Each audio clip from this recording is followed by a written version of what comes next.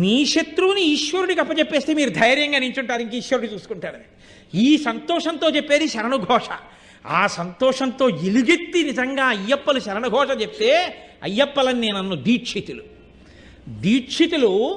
ఆ శరణుఘోష చెప్తే ఆ శరణుఘోష చెప్పిన సమయంలో వాళ్ళు దీక్షితులు. ఆ ఈశ్వరానుగ్రహం ప్రసరించిన నాడు వాళ్ళు అయ్యప్పలు. అప్పుడు పూర్ణం.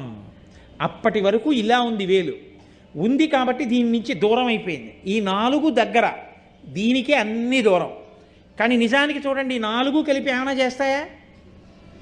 ఓ చిటికెడు పంచదారి అన్నారనుకోండి, దీంతో ఇది కలవాలి చిటికెడు అంటే.